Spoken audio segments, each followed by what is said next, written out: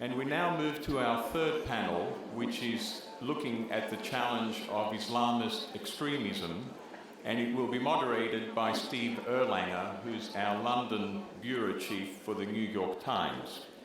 Steve will be joined on stage, and please make your way, Steve and panelists, by Sir Richard Dearlove, who's former chief British Service Intelligence Service, Secret Intelligence Service, MI6, and he's based in London. Kishore Mahbubani, the Dean and Professor of Lee Kuan Yew School of Public Policy from the National University of Singapore, and Ed Husain, Senior Advisor and Director of Strategy, the Tony Blair Faith Foundation, and he's based in London. Over to you, Steve. Achilles, thank you very, very much. We should get moving because, of course, we're already a bit late. But there's it. I'm Steve Erlanger, as Achilles said, and we have a very timely topic and a very good panel. I must say, being something of a contrarian, I'm not sure I agree with the theme exactly of our topic here. I'm not sure Western democracies are that important to Islamist extremism. I think they have their own interests at heart, but this is one of these things that we will be discussing. So I'm just going to get right into it. I was thinking, I did a column that happened to run on September 11th, so I thought I'd write about September 11th, and I was in Berlin that day. I just moved to Berlin, and it was quite shocking. I suddenly realized only 2 days later, or 1 day later, that most of the plotters were in Hamburg. So I spent much of the next year chasing Mohammed Atta. And one of the great ironies I felt was that Atta was a student of urban design, and his thesis was about Aleppo in Syria. And what radicalized him in part, besides a domineering Egyptian father, was the fact that Aleppo was being destroyed, he thought, by modern development. And today, Atta's dead. Aleppo's basically been destroyed by Islamic extremism, and Syria, too, has been destroyed. So it just gives you a sense that things have morphed, things have changed, and that Islamic extremism is not the simple thing that we think it is. So that is a very short introduction. The first thing, I'm just going to turn to Richard, and we are going to do short introductory comments, just to ask him his sense, because he was head of MI6 during 9/11, how things have altered or how they've remained the same. Richard? It's tough to do 5 minutes on such a complex subject, and I'm mindful of Wellington, who famously wrote, "I didn't have time to write a shorter letter."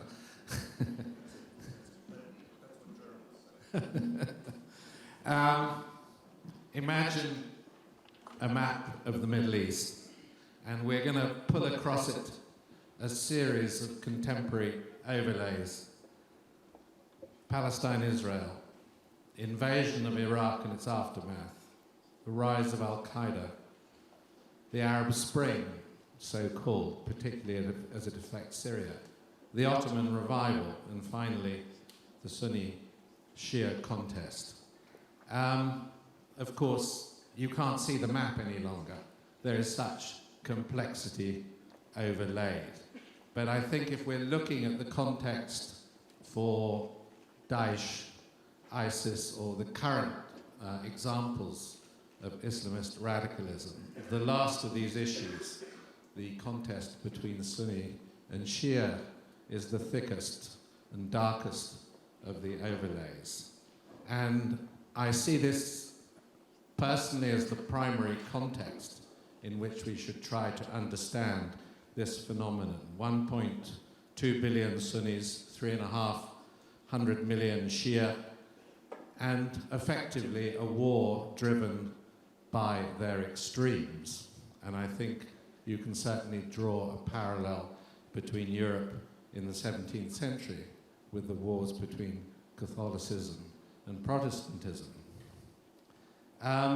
So it is the Sunni Shia context, in my view, that provides the fuel which drives the crisis, that accelerates the burning of the fire. And I would draw a distinction between Al-Qaeda, our previous problem, and ISIS today. I think the Al-Qaeda threat to the West was strategic, and I think it was intended to be strategic. I think Daesh's influence, which it extends through a sophisticated understanding of social media, extends into our own Muslim diasporas. And it has a seductive narrative which substitutes the challenge of individual responsibility, which, let's face it, is probably the foundation of our own cultural values, with the balm of religious certainty. And of course, its use of terrorism is a form of extreme messaging. It is to influence, it is to frighten, it is to create terror. It is a form of political communication. So I think with ISIS what we have is what I would describe as a disintegration, as far as we're concerned, of the terrorist threat, which inspires and radicalizes individuals.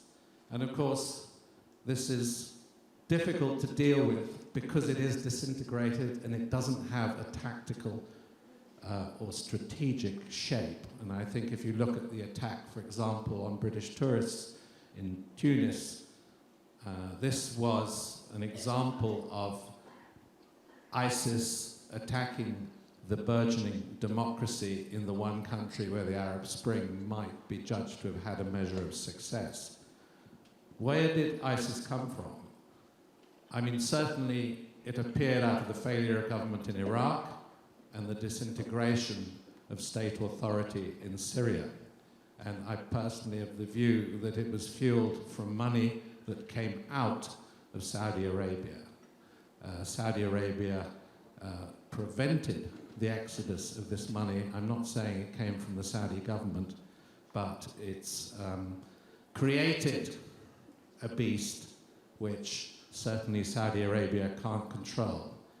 So why is nothing happening to solve this problem? And I think the answer to that is, I was going to say relatively straightforward, but this is sort of an analytical assessment of the various players. For Assad, ISIS allows him to portray his political opposition as terrorists. For Saudi Arabia, it isn't its primary problem. It chooses to fight the Houthi in Yemen rather than deploying its own forces to address the problem. For Turkey, the Kurds are more important than ISIS. For the United States, Obama is concerned, I think, about his foreign policy legacy and an agreement with Iran. This problem isn't first place yet. In Iraq, there is still primary concern between the balance of Sunni and Shia, and Europe's attention has been certainly elsewhere. So I think until ISIS becomes the primary problem of the players that I've mentioned, it is unlikely we will do anything more than contain it, and as it were, continue to have to face this disintegrated and highly dangerous terrorist threat. I think a change of administration in the United States may open a series of opportunities to address the problem differently. Richard, thank you. Now we're going to go to Husain, who wrote a book called The Islamist.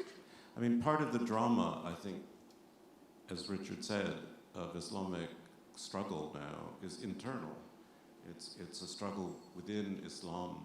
It's a struggle not just that's sectarian, Sunni Shia, but it's also a struggle for the future of the faith. So, Ed, why don't you start there? Off you go.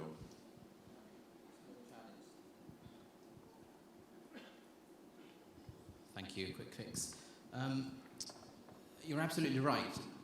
there is a battle of ideas going on inside Islam for the soul of Islam and for the future of Islam. And Sir Richard's spot on when he alludes to the Sunni-Shia conflict and the implications of that across the Middle East and the broader Muslim world. But I think we ought to focus on two particular, or maybe three particular strands of thought, and I'll try and do this very quickly in 4 to 5 minutes, that come up against democracy over and over again. Now, Muslims globally, the current population is about 1.6 billion people, of which only 20% are in the Middle East, in the Arab world. Now, the significance, of course, is that inside the Arab world is the beating heart, if you like, of the global Muslim world. So Mecca, Medina, and the geography as well as the iconography comes directly from the Middle East. So what happens here resonates across the Muslim world. Now, in the heart of the Middle East, we've got a major problem with most Arabs and Middle Eastern Muslims' attitude towards democracy. And here we have these three major thought patterns, players, coming into force. First, we have the extremists or the jihadists, by far the smallest number, and yet create the largest headlines. I think it was an Italian philosopher who said that the discourse of the disorganized majority is controlled by an organized minority. And that's exactly what we're seeing being played out across the Middle East, that we have a very organized minority of jihadists who dominate the global Muslim agenda. Now, what's their attitude towards democracy? Theirs is not a reading of Athenian democracy. Theirs is that democracy is not just about voting, it's also about popular sovereignty. And therefore, it violates God's sovereignty. Their attitude is what they call Tawheed al-Hakimiyya, or that God must be sovereign as, quote-unquote, the ruler, al-Hakim on earth. And Sharia or Muslim law must be sovereign, and anything that violates that, i.e. man's or woman's or human being's ability to be in parliament, to legislate good or bad, therefore must be contradicted and opposed. So it's from that religious principle, a very Salafi, very Wahhabi attitude, and Sir Richard touched on Saudi Arabia, that we have this opposition to democracy. Now, the second strand of thought that's very interesting, and it's very divided, is Islamist thought, political Muslims or politicized Islamists. And now, the best experiment is perhaps in Tunisia at the moment in the Arab world. And there you had Rashid Ghannouchi, the head of the Al-Nahda party, saying something very interesting, saying that French-style secular democracy or secularism in particular, he opposes because it's anti-religion. But British or American-style accommodation of religion in the public space, that kind of democracy, he and the Al-Nahda party, and also the Turkish AK party have welcomed. Now, Islamists, whether the Muslim Brotherhood or others, their game is to use democracy to get into power. So it's welcome, yes, to get into power, but they don't yet, as we saw with Egyptian President Morsi in government for a year, understand checks and balances, democratic culture, the rule of law. So there's a whole challenge there in terms of educating Islamists in the broad democratic culture. And I'll end on my third point, and that is the third thought pattern, or the third political sphere in which democracy is hugely relevant and hugely opposed, is the Arab political regimes, whether it be the dictatorships, whether it be the monarchies, or whether it be those in between.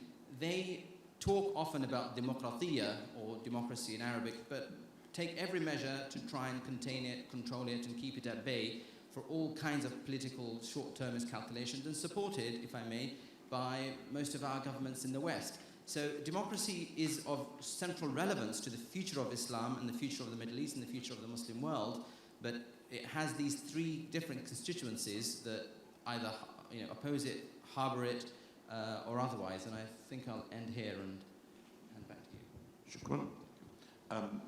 Now, Kishore Mahbubani, who has been a very experienced diplomat from Singapore, has been at the United Nations, now is a scholar of political science, and comes from a region of the world which probably has as many Muslims as the Middle East, but it's a different kind of Islam. And I'm just curious, Kishore, if you can tell us a bit about how this drama is seen from Asia, and what impact it might be having on the debate among Muslims there. Thank you very much. I'm going to be very Asian and begin with an apology. And I'm going to apologize if my remarks make you uncomfortable. But I'm afraid I have to do that because the world that is coming is frankly outside the comfort zones of many in the West. So if I'm to try and give an indication of how I see the world, then I may have to make you uncomfortable. But let me begin by emphasizing that I'm neither Western nor am I Muslim. I was born a Hindu, by the way. So I'm trying to give an objective third-party view. And here I must say that when I come to a conversation like this, what I fear most about the room like this is that you hear a very incestuous, self-referential, self-congratulatory discourse on the state of the world, which often doesn't capture what the world is really like. And let me explain by talking about ISIS. Now, ISIS is a malignant tumor. It should be destroyed. So that's my stand on ISIS. But you know, if you take a clinical view of ISIS, as you know when you do cancer, if you kill a tumor, another tumor appears unless you look at the whole body and understand what's wrong with the body. And here I fear that a lot of the analysis here goes wrong because you don't look at the body politic as a whole and say what's wrong with the global world body. And we are entering a completely new era of world history which is so different what we've had in the last 200 years, marked by two key factors.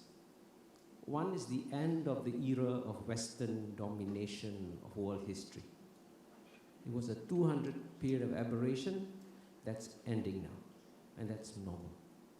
And then you're seeing at the same time the great convergence where the world is becoming smaller and smaller and smaller, and we live side by side, cheek by jowl with each other. The confluence of these two factors is therefore aggravating the relations between the Western world and the Islamic world. And so many in the West want to say the problem is over there and not over here. Consider the possibility that the West may be equally responsible for this problem. Because I can assure you one thing, you mentioned about the Muslims. I want you to know that the largest Islamic democracy in the world and a successful democracy is in Indonesia, in our part of the world. They're modernizing and succeeding, but they also contain the seeds of anger that have led to the creation of ISIS. And it's not democracy they're worried about. They look at the number of bombs and drones that have killed Muslims over the last 10 to 15 years. With modern technology, they see on a daily basis that Muslim lives have become inconsequential. And some people get very angry, and it's therefore not surprising that 25,000 young people, many of whom don't speak Arabic and know nothing about the Arabic world, go and fight in ISIS. So my point to you is that you chop off ISIS without dealing with a larger problem, another ISIS will come. So the question is, when are you going to address the real issues that have caused this problem? I think it can be done. I'm fundamentally optimistic about the world. I actually believe that 99.9% of the Muslims in the world, of the 1.6 billion you speak about, share the same Asian dream of wanting to modernize, succeed, and move ahead. But that still leaves 0.1%. Now, 10% of 1.6 billion is 160 million. 1% is 16 million. 0.1% is 1.6 million. How many ISIS can you create with 1.6 million? So therefore, if you want to avoid a recurrence of the Al-Qaeda going to ISIS to something else, please ask yourself the bigger, broader question. What has the West done to create this enormous alienation in the Islamic world? Thank you, Kishore. Spoken like a good Hindu. Thank you.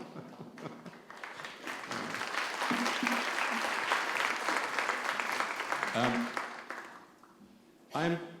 also very, very struck, of course, that we tend in the West to see problems through our own eyes.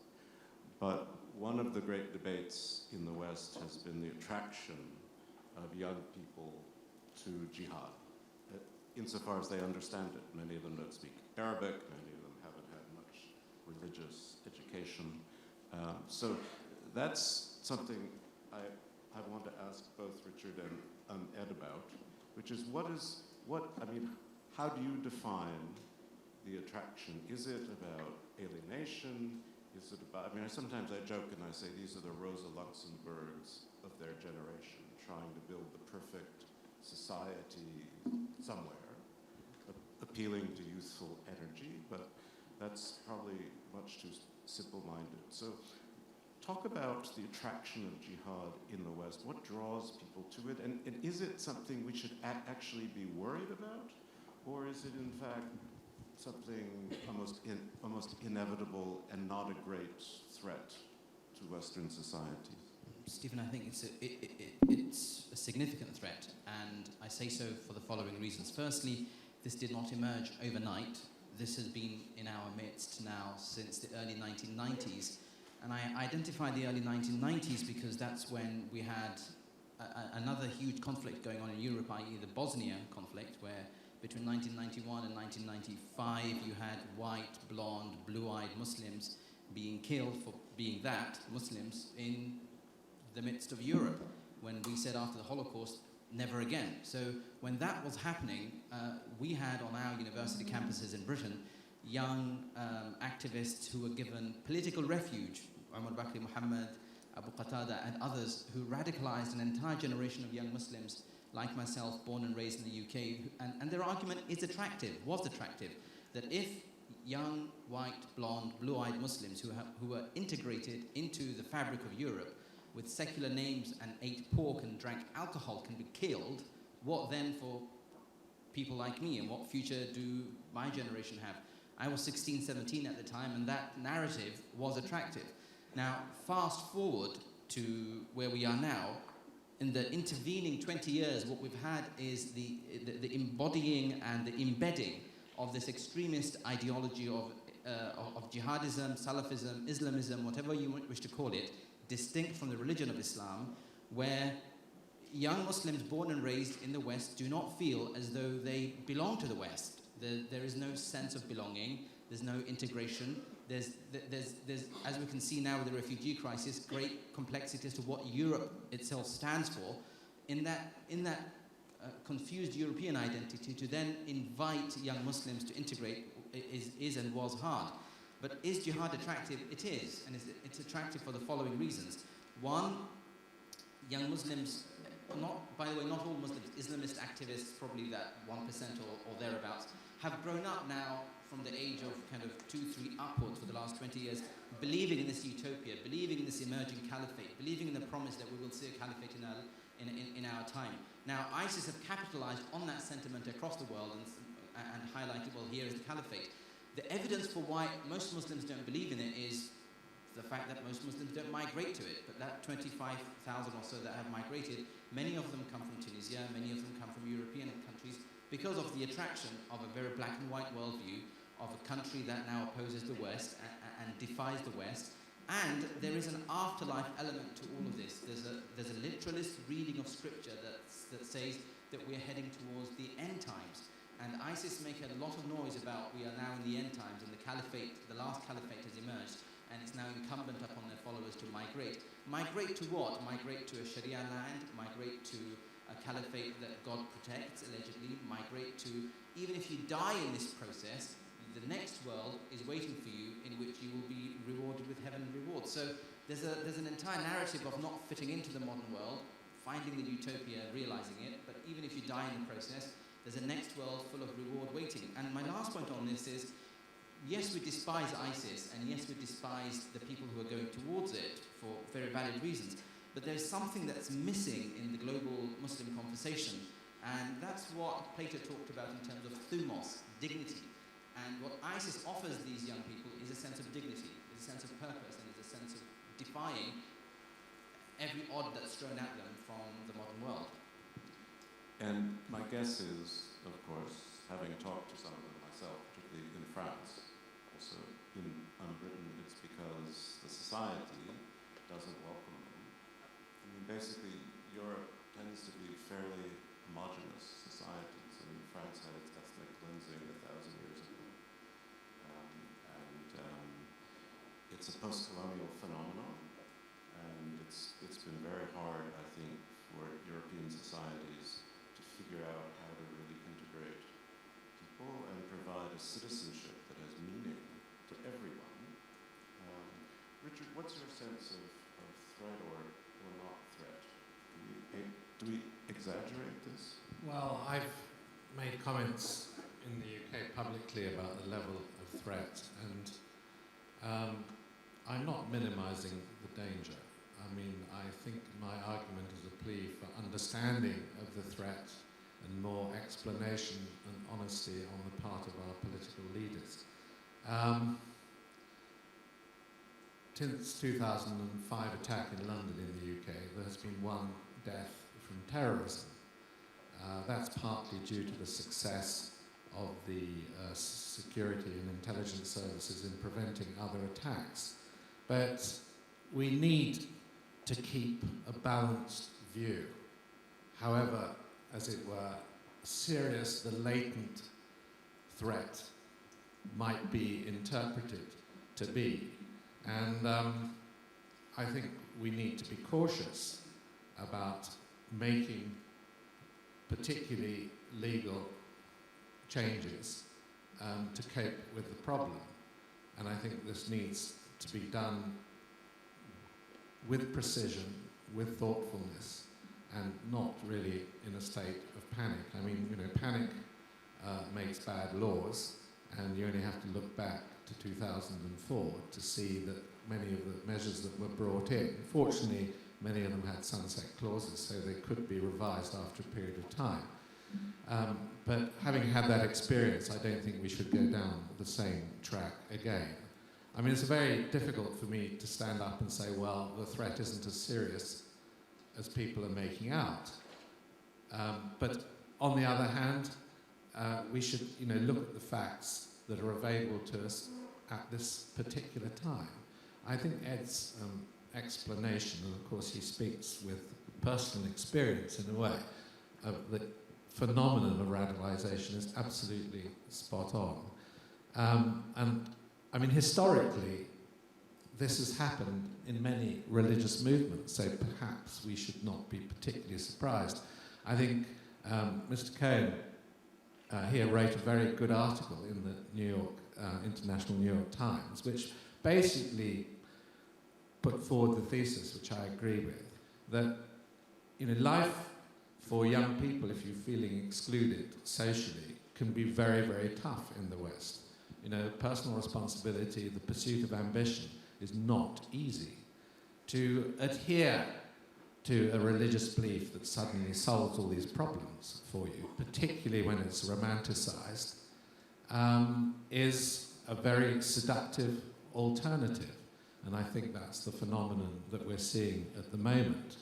But the threat that I'm most worried about after 9/11, which we expected to happen, was a more strategic series of attacks that might have been, let's say, a nuclear contamination incident or a biological contamination incident.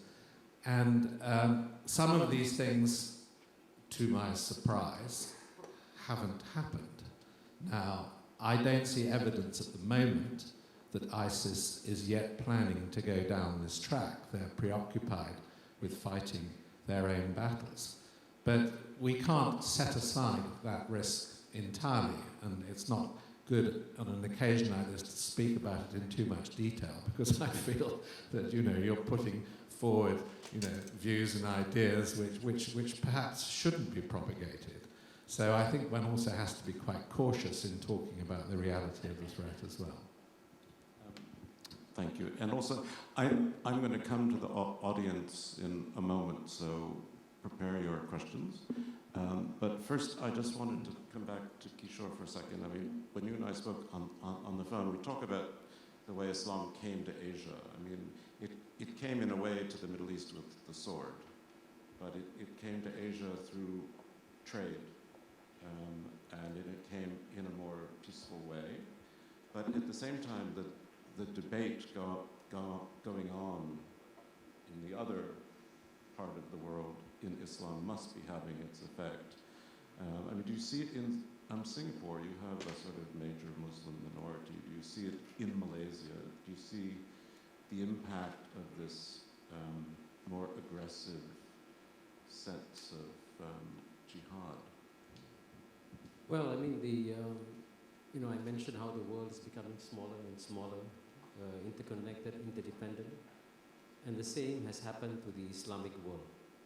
When I was young, when I was studying in the University of Singapore, and when I went to Malaysia, to a fellow campus at University of Malaya, lots of young Malay Muslim women, and guess what they wore? Mini skirts. Today I go to the same campus, across in Malaysia, it's not 90%, it's 100% of the women are all wearing the hijab. In my lifetime, I've seen the same population of people gone from wearing miniskirts to the hijab. Why? Technology. It has shrunk the world. So what was, in a sense, a perception over there comes over here. So the point I want to make is that for every issue that you see, there is actually a rational analysis you can make. Great strength of Western civilization is your use of rationality. You can apply rationality to understanding Islam. You mentioned how it began in the 1990s. Actually, it began in the 1980s because, as you know, the West sponsored the jihadists to fight in Afghanistan. And after you won the war in Afghanistan, you destroyed the Soviet Union, you walked away, and you left Osama bin Laden behind with all the weapons, with a cause. And guess what? 9/11 was the effect of a cause in the 1980s. And in the same way, if you understand how ISIS emerged in Iraq, there was an invasion of Iraq, which is bad enough, but the most remarkable thing was that the military was destroyed and the Ba'ath Party was destroyed. You created an incredible political vacuum that then created this whole thing. So there's a rational explanation for everything. So if you want to avoid a recurrence, please go back and understand what went wrong before to ensure you don't repeat the mistake again. Richard mentioned the 7/7 attacks in 2005.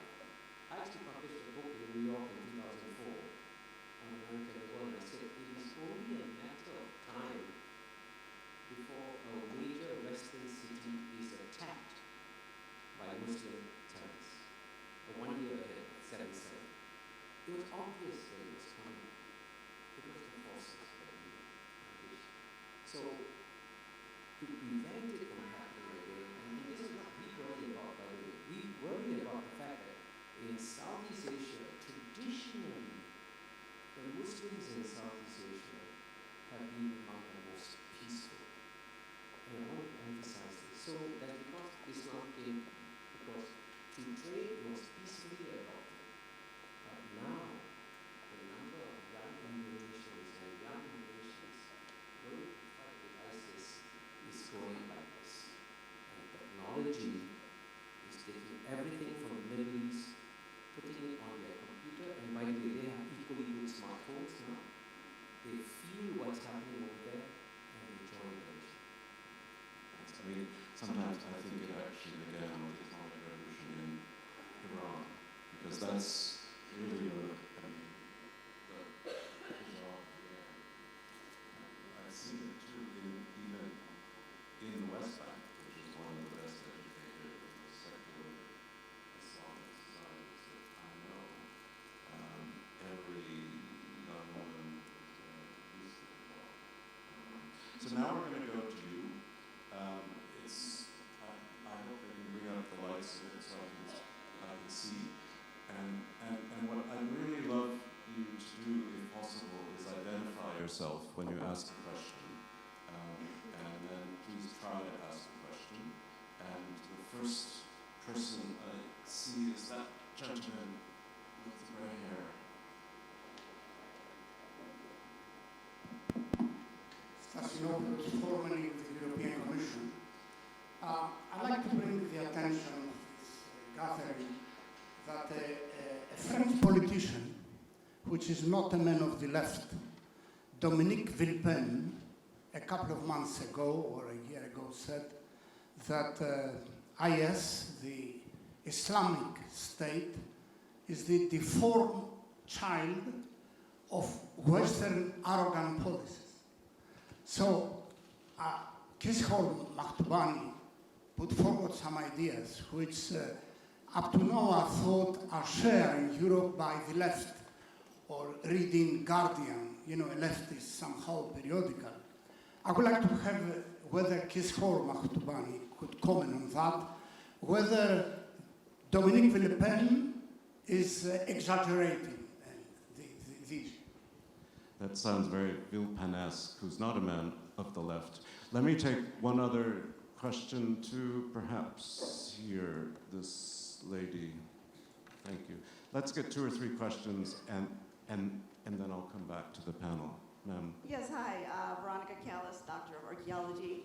I appreciated your comment at the very beginning, the moderator, how you started with the destruction of Aleppo, that Atta was interested in preserving it because of the destruction from modernization that ended up going to the other end of the spectrum.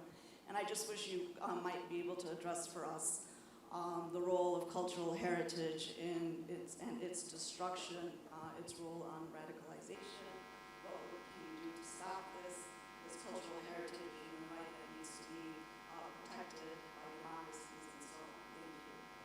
Can we take one more? There's the man standing way in the back. Can we get him the microphone? I'm Thomas Lee, I'm a Moderator in France. Last week at a conference of topic of Muslim women near Paris, there was a legally held debate about whether women should be battered by their husband and whether a wife should be submissive. How can this happen in our democracy? And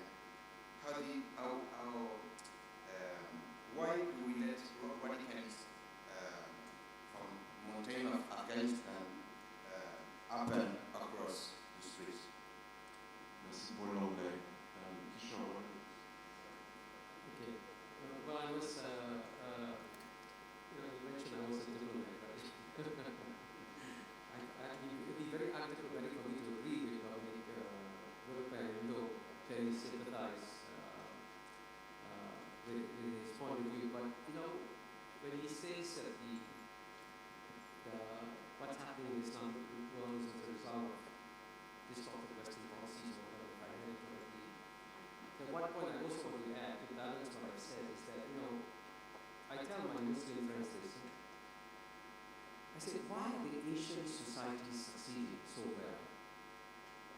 And why isn't there a successful modernizing Islamic society in the Middle East? Why not? I said, one reason is that we Asians, we stopped blaming the West. We decided, okay, colonialism was bad, we suffered, but that's over. We got to move on, we got to build, we got to succeed. So we are moving ahead into the future.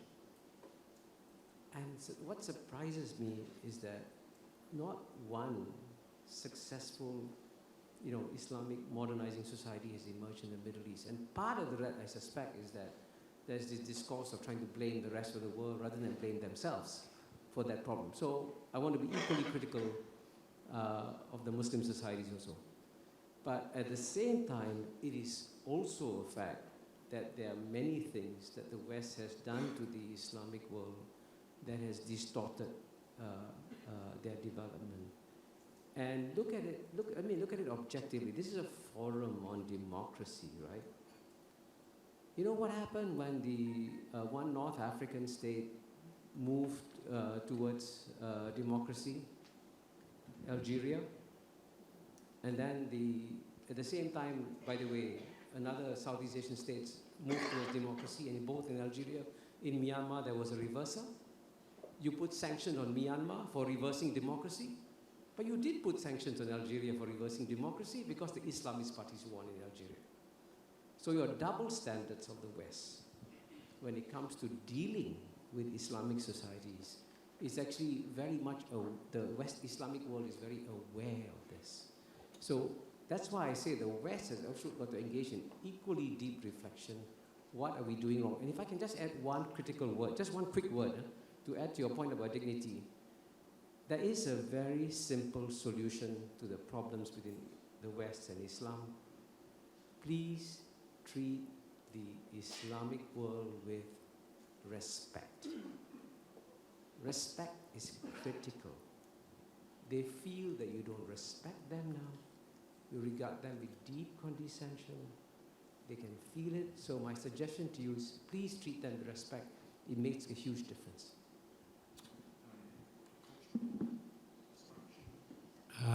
Well, I'm happy to comment briefly on cultural destruction.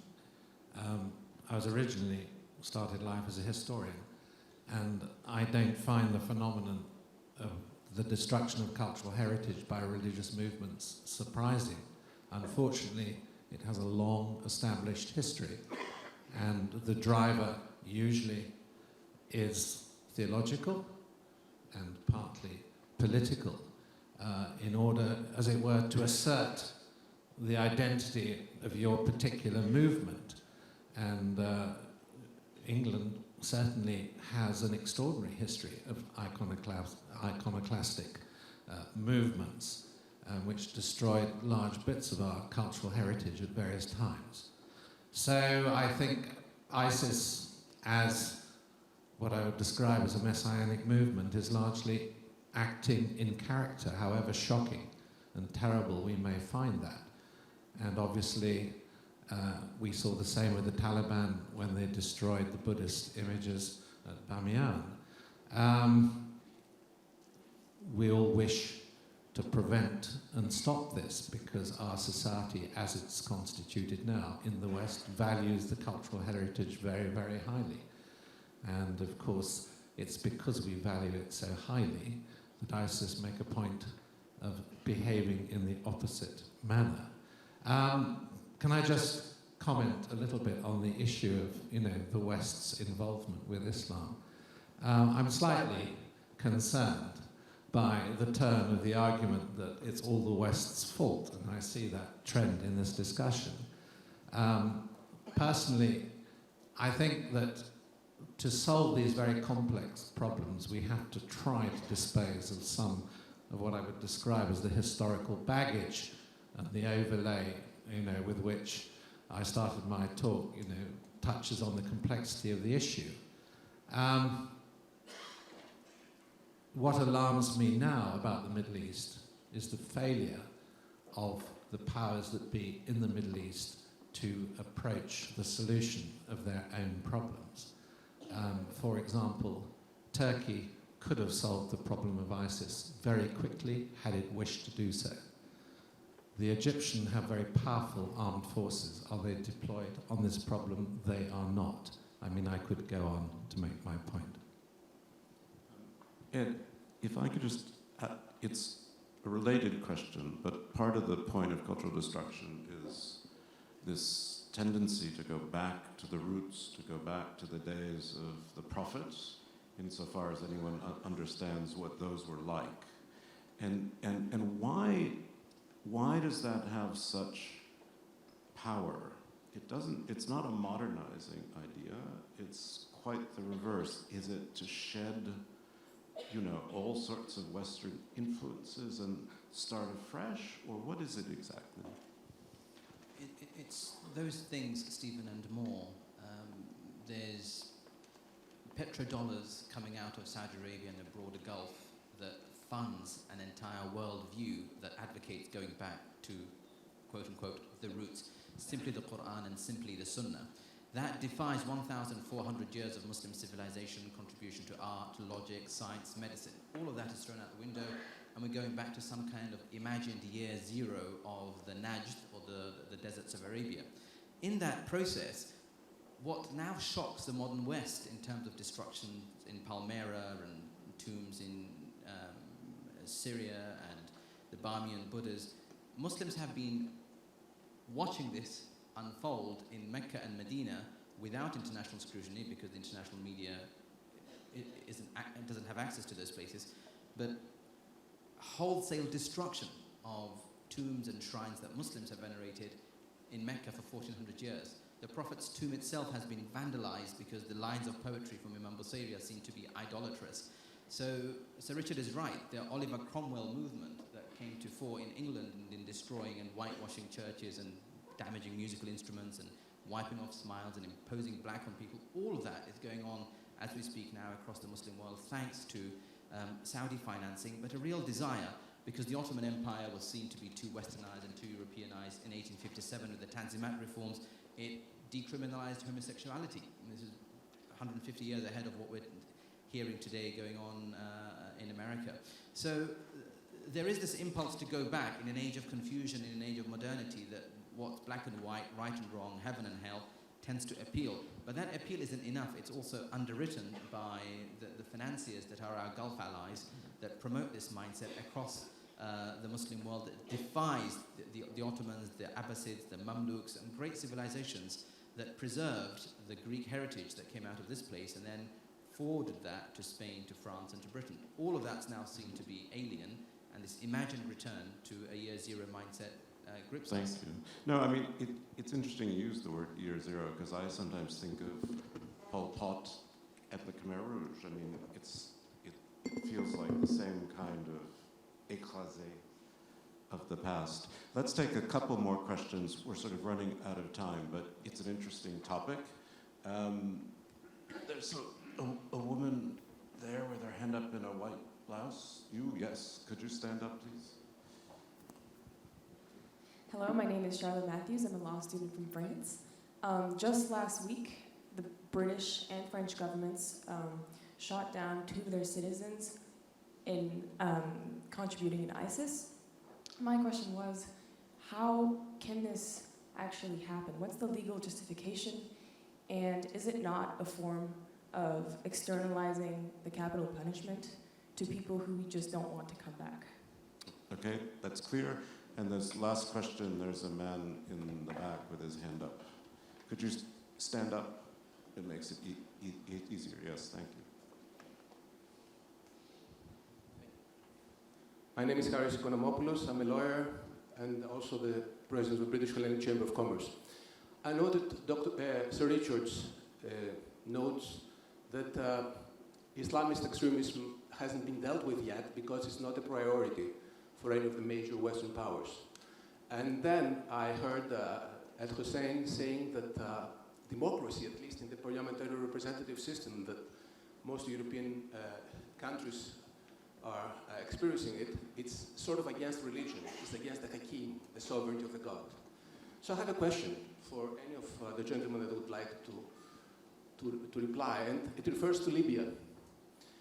Yes, Islamist extremism is not a priority yet, apparently, but in 2011, there was a combined cooperation between the West, the United Nations, and other countries that has led to a situation comparing Libya to a failed state. So my question is, take into consideration that the effort of the United Nations right now is allegedly to implement a Western style of democracy in Libya. And the fact that although Islamist extremism is not a priority, yet it's being enhanced, do you think that there was a strategy perspective back in 2011 or now compared to what happened then and is happening now in Libya? Thank you. What I think I'm going to do now, because time is short, is just go back to the panel in reverse order and let them answer these questions if they like, or just summarize. So, Kishore, why don't you take about 1 minute? Yeah, two quick points. Firstly, there is no conflict within Islam and democracy. And if you want proof of that, look at the largest Islamic state, Indonesia.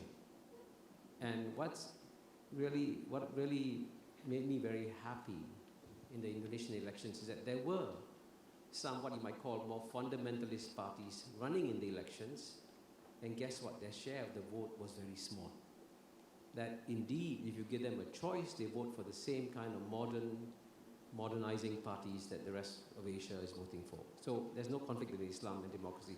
The second point very quickly I want to make is that, since this conference is about democracy, I suggest to you that one simple solution to the world's problems is to have a kind of a global democracy. Not a one man, one vote, or one woman, one vote global system, but a world in which you show respect for the views of the 88% of the world's population who live outside the West. Only 12% lives inside the West. 88% lives outside the West. Learn to listen to them. Learn to listen to why some of them are very angry. And if you can listen to them and find solutions to what they're saying to you, then I think it will solve many of the problems. Okay, good. I'll just quickly say that I think it's fundamentally wrong to kill your own citizens, even if they're in a combat situation, via drones or any other means, without due process, without upholding the rule of law. If we do that, we enter the law of the jungle, and the moment we enter the law of the jungle, we can no longer claim to be civilized, and if we can no longer claim to be civilized, then there's essentially very little distinguishing us, civilized Muslims, civilized Westerners, against the savages that try to kill in the name of extremism. And a key marker of that distinction is upholding the rule of law. Osama bin Laden and Nur al-Awlaki, and the killing last week of these two Brits, and the forthcoming killing of 8 more, is fundamentally wrong, and it feeds the narrative of the extremists that the West is out to get them. Yes, the West is out to get them, but get them with the vast majority of Muslims on side, who incidentally, and this is my last point, the vast majority of victims of extremist terrorism happen to be fellow Muslims. The first enemy for Al-Qaeda, ISIS, Boko Haram, Al-Shabaab, you name it, are fellow Muslims. So the moment we lose mark of that distinction, and then we start killing our own citizens in the name of some preemptory strike, we lose what we stand for, civilization and the rule of law. I'll comment briefly on train killing. It's a very significant change in the policy of the British government. I'm certainly aware of previous legal discussions, current legal discussions I know nothing about. I haven't seen the arguments that government lawyers would have had to produce to justify this action, but it is a very, very significant change in the attitude of the British government, to my knowledge. The question about Libya and the larger issue of strategy, obviously the outcome of the intervention in Libya has been pretty disastrous, but maybe this is a note to end on. I said earlier that ISIS was everybody's second or third problem, and therefore there was no move to solve it. We haven't mentioned migration, which is perhaps the most potent issue politically in Europe, and certainly the most pertinent from a humanitarian point of view.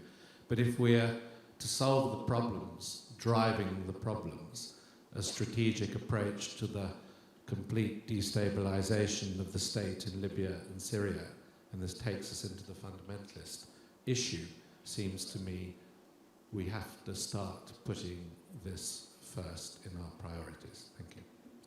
I just want to thank all of you for your patience, and to thank the panel, and join me in applauding them and